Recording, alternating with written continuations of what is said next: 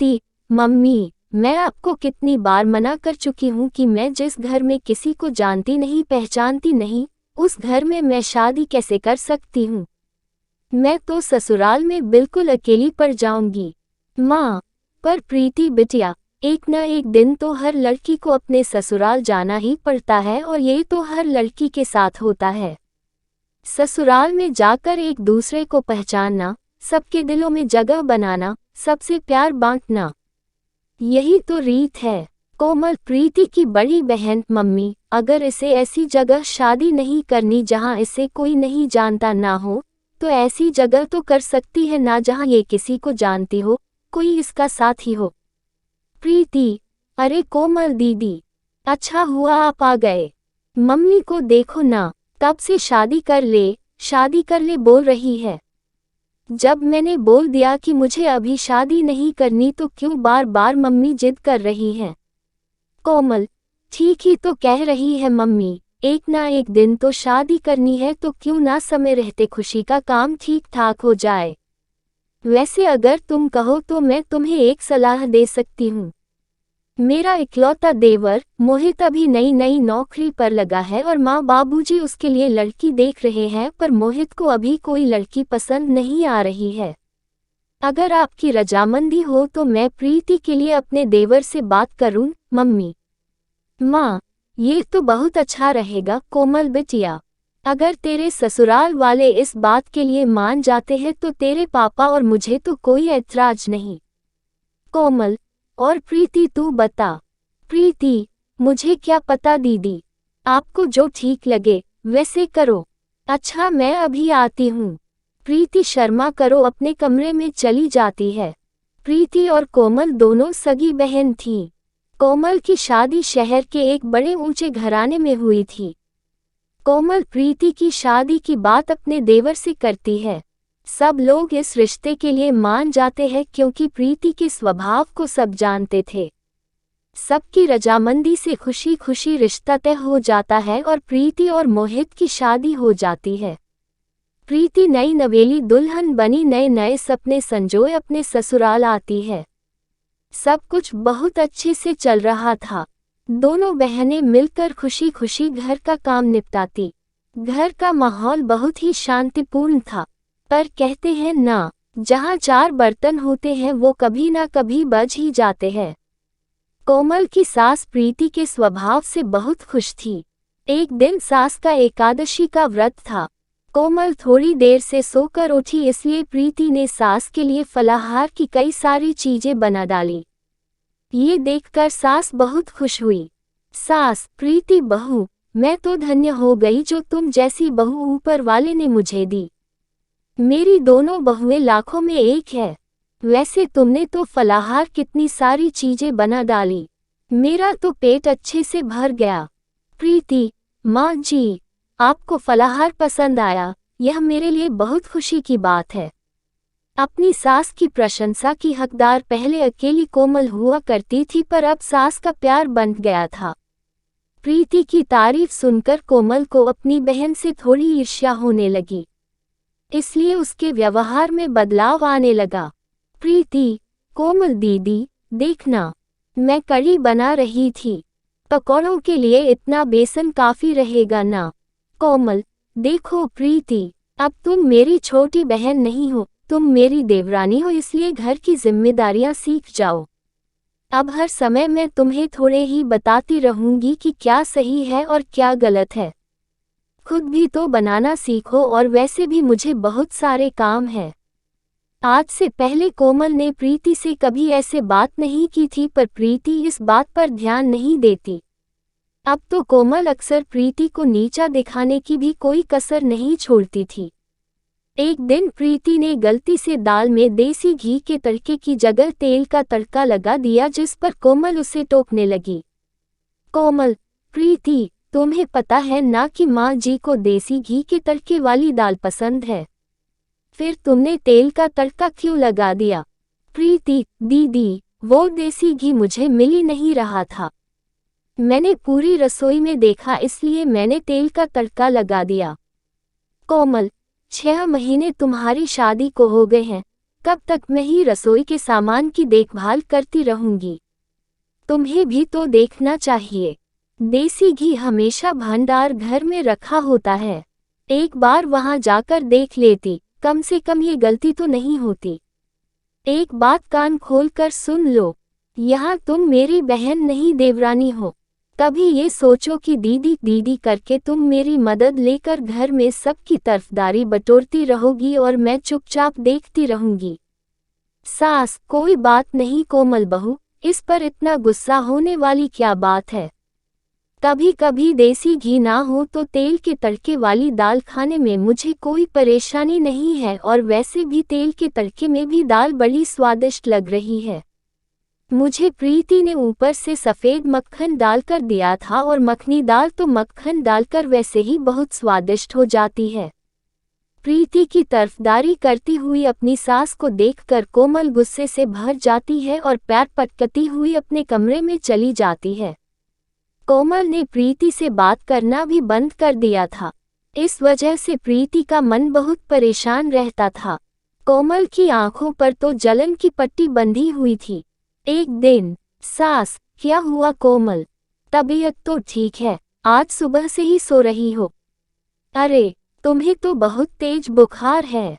कोमल, माँ जी, मेरा सिर दर्द से फट रहा है, बड़ी घबराहट भी हो रही है।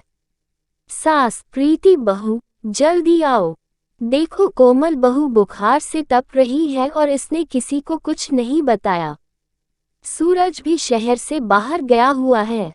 प्रीति, कोमल दीदी, आपने मुझे बताया क्यों नहीं? घबराओ नहीं, मैं अभी मोहित को फोन करती हूँ। वो ऑफिस नहीं पहुँचे होंगे, रास्ते में ही होंगे। प्रीति, हेलो मोहित, आप तुरंत घर आ जाओ, दीदी की तबीयत ठीक नहीं है। वो बुखार से तप रही है। मुझे तो बहुत घबराहट हो रही है। मोहित प्रीति का पति। घबराओ नहीं प्रीति, मैं अभी आता हूँ। चिंता मत करो। प्रीति दीदी दीदी करके रोना शुरू कर देती है। इतनी देर में मोहित घर आ जाता है। वो लोग कोमल को लेकर अस्पताल पहुंचते हैं। कोमल का बुखार सिर पर चढ़ गया था। प्रीति अपने मम्मी पापा को भी फोन कर देती है। वो लोग भी अस्पताल पहुंचते हैं। प्रीति रो रो कर डॉक्टर से अपनी दीदी को ठीक करने की बात कह रही थी। प्रीति रोते हुए, डॉक्टर साहब, मेरी दीदी ठीक हो जाएगी ना?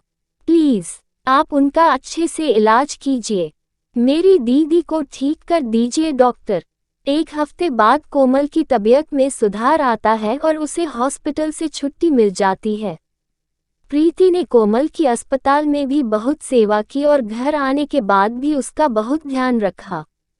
प्रीति अकेले ही घर का सारा काम निपटाती और साथ ही साथ कोमल की भी बहुत देखभाल करती थी।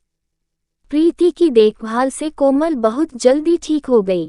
कोमल भी अपनी बहन प्रीति के सेवा भाव को देख रही थी। कोमल को अपनी गलती का एहसास कराने के लिए एक दिन उसकी सास बोली, सास, प्रीति ने तुम्हारी कितनी सेवा की है बहू। भगवान ऐसी देवरानी सबको दे। अपनी सास के मुंह से ये शब्द सुनकर कोमल की आंखें भर आईं। तभी प्रीति बोली, प्रीति, देवरानी नहीं बहन हूँ माँ जी। बहनों में तो ऐसे मनमुटाव चलते ही रहते हैं। जब हम छोटे थे तब भी तो हम झगड़ा करते थे, तब क्या हमारा रिश्ता खत्म हो गया? प्रीति और कोमल दीदी, अगर आपको लगता है थोड़ी बहुत लड़ाई झगड़े से हमारा रिश्ता खत्म हो जाएगा तो आप गलत हैं। मैं आज भी आपकी बहन हूँ, मैं कल भी आपकी बहन थी और आगे भी मैं आपकी बहन ही रहूंगी। देवरानी मुझे कभी मत समझना और ना कभी बोलना। कोमल, प्रीति, मेरी प्यारी बहन। प्रीति और कोमल एक दूसरे के गले लग जाती है। सास की आंखें भी खुशी के आंसुओं से भर जाती है। अब दो देवरानी जेठानी नहीं बल्कि दो बहनों का मिलन हुआ था। काम वाली बनी शौतन। अंजलि गांव की सीधी साधी लड़की है। उसकी शादी को 2 साल बीत चुके हैं। उसके पति का नाम राजीव है और वो दोनों शहर में रहते हैं।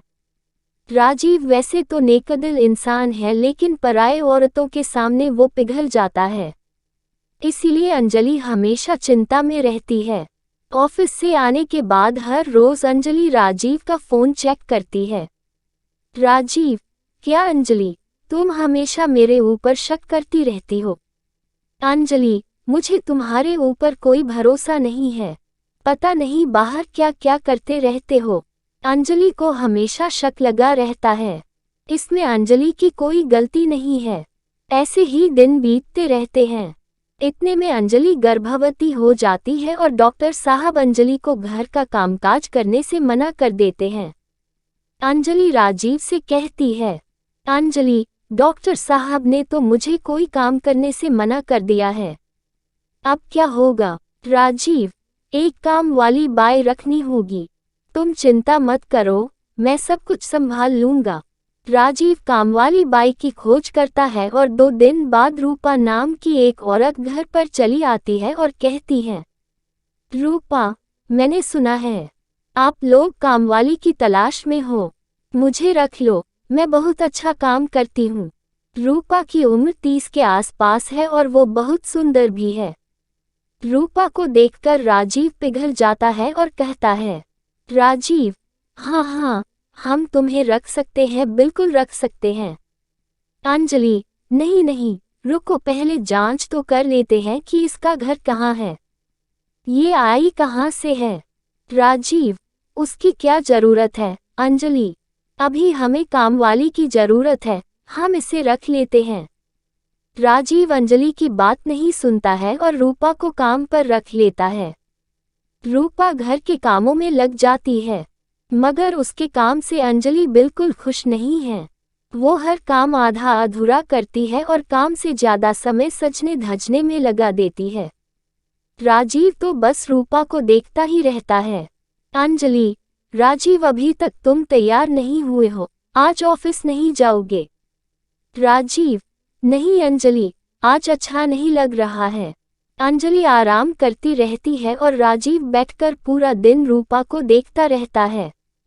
रूपा, अरे साहब, क्या देख रहे हो? राजीव, तुम्हें देख रहा हूँ। रूपा, तुम कितनी सुंदर हो। ये सुनकर रूपा शर्मा जाती है और कहती है, रूपा, ऐसे ना बोलो साहब, मालकिन सुन लेगी तो बवाल हो जाएगा।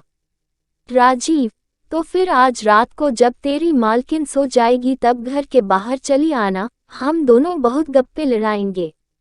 यहाँ राजीव रूपा का दिल बहलाने में लगा हुआ है और उधर कमरे के अंदर बैठकर अंजलि सोच रही है, अंजलि, आखिर राजीव को हुआ क्या है? जो रोज ऑफिस जाने के लिए मरता था, वो आज ऐसे ही घर पर क्यों बैठा है? कुछ तो गड़बड़ है। रात को अंजलि खाना खाकर सो जाती है। राजीव इसी के इंतजार में था। अंजलि के सोते ही राजीव घर के बाहर चला गया। रूपा भी चली आई और दोनों मिलकर बातें करने लगे। राजीव, रूपा, तुम्हें पता है तुम्हारे बाल बिल्कुल रेशम जैसे हैं। रूपा, ऐसा ना बोलो साहब, मुझे शर्म आती है। राजीव, मैं सच बोल रहा हूँ और तुम्हारी आंखें इतनी सुंदर हैं कि क्या बताऊं। और तभी अंजलि आ जाती है और दोनों को रंगे हाथों पकड़ लेती है। अंजलि, अच्छा, तो ये चल रहा है यहाँ पर। मैं सो क्या गई, तुम यहाँ कामवाली के साथ गप्पे लड़ा रहे हो। अंजलि को देखकर दोनों घबरा जाते हैं। रूपा डरी हुई आवाज में कहती है, रूपा, नहीं मालकिन, मेरा कोई दोष नहीं है, साहब ने ही मुझे बुलाया था। राजीव, अरे हाँ अंजलि, मैंने ही रूपा को बुलाया था। असल में रूपा के पिता की तबीयत बहुत खराब है, इसलिए सोचा था कि उसे कुछ पैसे दे दूं। राजीव, ये लो रूपा 2000 रुपए, अब जाओ यहाँ से। रूपा पैसे लेकर चली जाती है, लेकिन अंजलि का शक नहीं जाता। अगले दिन से अंजलि ने रूपा की निगरानी करनी शुरू कर दी। अंजलि, ये रूपा मुझे कुछ ठीक नहीं लग रही है और राजीव का तो कोई भरोसा ही नहीं है। ऐसे ही कुछ महीने बीत गए। इन महीनों में राजीव रूपा पर पूरे तरीके से फिदा हो गया। उसने रूपा की तनख्वाह भी बढ़ा दी। रूपा भी काम चोरी करने लगी। एक दिन अंजलि ने देखा कि उसके कमरे से उसकी घड़ी गायब है। अंजलि ने इधर उधर ढूंढा लेकिन घड़ी नहीं मिली। अंजलि, घड़ी ऐसे तो गायब नहीं हो सकती।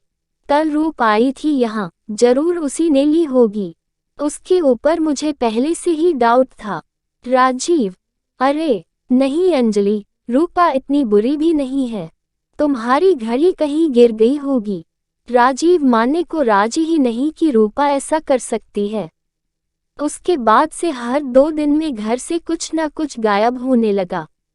मगर राजीव ने रूपा को काम से नहीं निकाला, क्योंकि वो तो रूपा से प्यार कर बैठा था। अंजलि ने सोचा कि कुछ तो करना ही पड़ेगा और इसके कुछ ही दिनों बाद अंजलि अपना पेट पकड़कर बैठ गई। अंजलि, आह, दर्द हो रहा है, पेट में बहुत दर्द हो रहा है। राजीव और रूपा दौड़कर आए। राजीव ने अंजलि को अस्पताल ले जाने के लिए गाड़ी बुलाई और रूपा के हाथ में घर की चाबी देकर राजीव अंजलि को लेकर निकल पड़ा, अस्पताल की तरह। कुछ देर बाद अंजलि ने चिल्लाना बंद कर दिया और कहा, अंजलि, पेट दर्द ठीक हो गया। राजीव, चलो अब घर वापस चलते हैं। राजीव, लेकिन अभी तो तुम दर्द से तड़प रही थी। अंजलि, हाँ, मगर अब मैं ठीक हूँ। अब चलो घर वापस। ड्राइवर ने गाड़ी घुमा ली। घर के सामने पहुंचते ही अंजलि ने देखा कि घर का दरवाजा खुला हुआ है। अंजलि राजीव के साथ घर के अंदर घुस गई और उसके बाद जो हुआ वो राजीव ने कभी सोचा भी नहीं था। उन दोनों ने देखा कि रूपा घर का सारा सामान इकट्ठा करके एक पोटली में बांध रही है। दोनों को देखकर रूपा चौंक गई। रूपा, अरे आप दोनों तो अस्पताल जाने वाले थे। अंजलि, मैंने पेट दर्द का नाटक किया था। मुझे पता था कि तुम एक चोर हो, इसीलिए मुझे ये नाटक करना पड़ा। राजीव, छी रूपा छी, मुझे तुमसे ये उम्मीद नहीं थी। अंजलि, राजीव, पुलिस बुलाओ।